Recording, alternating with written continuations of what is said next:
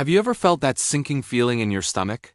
That flush of embarrassment when you realize you've made a mistake?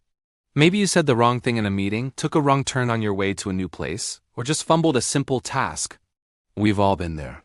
We live in a world that seems to celebrate perfection, where highlight reels on social media show everyone's wins but never their stumbles.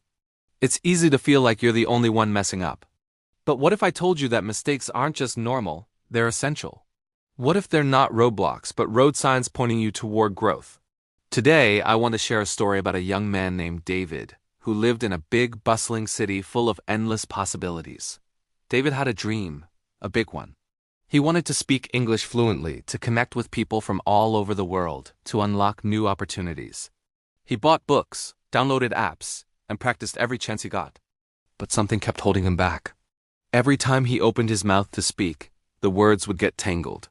He'd mispronounce something, use the past tense when he meant the future, or completely forget a word he had just learned the day before. Each mistake felt like a tiny failure, a little crack in his confidence. Frustration would bubble up inside him. He'd hear fluent speakers and think, I'll never get there. Maybe I'm just not cut out for this. The more he worried about making mistakes, the more mistakes he seemed to make. It was a vicious cycle, and the joy he once felt for learning was slowly being replaced by anxiety and self-doubt. He was on the verge of giving up, convinced his dream was just too far out of reach. One sunny afternoon, David was having coffee with his friend, Sarah. He vented his frustrations, explaining how every error made him feel like he was taking one step forward and two steps back. Sarah listened patiently, then smiled and said something simple yet profound. Mistakes are just part of the journey. At first, the words didn't really sink in. It sounded like a nice platitude, something you'd see on a motivational poster. Easy for you to say, he thought. But Sarah continued, think of it like learning to ride a bike. Did you just hop on and pedal away perfectly? No, you wobbled, you fell, you scraped your knee. But every time you fell, you learned something. You learned how to balance better, how to steer, how to brake. The falls weren't failures. They were lessons. That conversation stuck with David. He couldn't shake Sarah's words. Mistakes are just part of the journey. He decided to try an experiment. What if, for just 1 week, he changed his perspective? What if he treated every mistake not as a failure, but as a piece of data, a clue, an opportunity? So he dived back into his English practice, but this time with a new mindset. When he mispronounced a word, instead of cringing, he'd stop, laugh it off, and say, okay, let's try that again. He'd listen to the correct pronunciation and repeat it 5, 10, even 20 times until it felt natural. He started to see it as a game, a challenge. When he used the wrong grammar, he wouldn't just feel bad. He'd grab his notebook and write down the sentence. He'd look up the rule, figure out why it was wrong, and then write 3 new sentences using the correct structure. His notebook, once a symbol of all the things he didn't know, was transforming into his personal roadmap to fluency. It was filled with his own personal lessons, tailor-made from his own errors. Forgetting a word was no longer a sign of a bad memory. It was a signal that he needed to connect that word to an image, a story, or a feeling to make it stick. Slowly but surely, something amazing began to happen. The fear started to fade away. By embracing his mistakes, he had taken away their power to discourage him. He became more adventurous in his conversations. He'd try out new phrases, even if he wasn't 100% sure they were right. Sometimes he'd get it wrong and people would gently correct him. And he'd smile and say, thank you. I'll remember that. He realized that most people weren't judging him. They were happy to help. His confidence began to grow, not because he was suddenly perfect, but because he was no longer afraid of being imperfect. Each mistake taught him something valuable. Mispronunciations taught him about the sounds of the language. Grammar slip-ups taught him about structure and logic.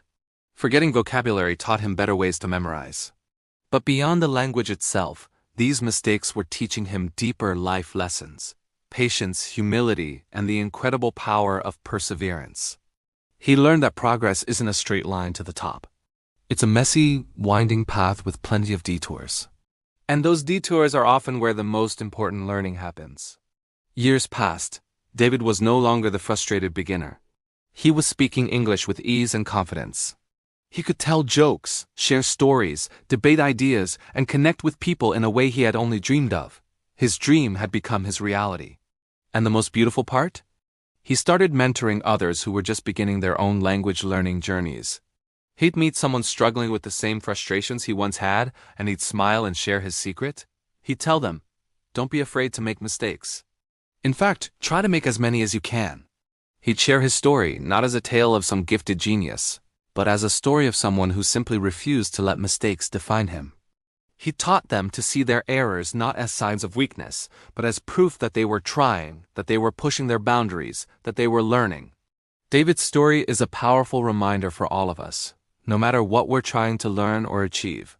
Whether it's a new language, a new skill at work, a creative hobby, or even just becoming a better person, mistakes are not the opposite of success. They are a crucial part of it. Think about it. A scientist who runs 100 failed experiments before a breakthrough.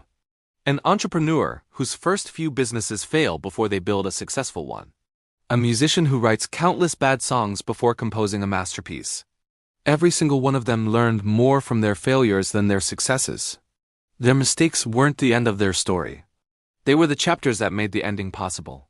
So the next time you make a mistake, I want you to try something. Instead of letting that familiar wave of negativity wash over you, take a deep breath, acknowledge it without judgment, and then ask yourself one simple question. What can I learn from this? Maybe the lesson is practical, like a grammar rule or a better way to organize your workflow. Or maybe it's a deeper lesson about yourself, that you need to be more patient, that you need to ask for help, or that you need to be kinder to yourself. Our mistakes are our most personal and powerful teachers. They show us exactly where we need to grow. They keep us humble and grounded. They build our resilience. When we embrace them, we unlock a superpower, the ability to turn any setback into a setup for a comeback. So let's reframe our relationship with error. Let's start celebrating the effort, not just the outcome.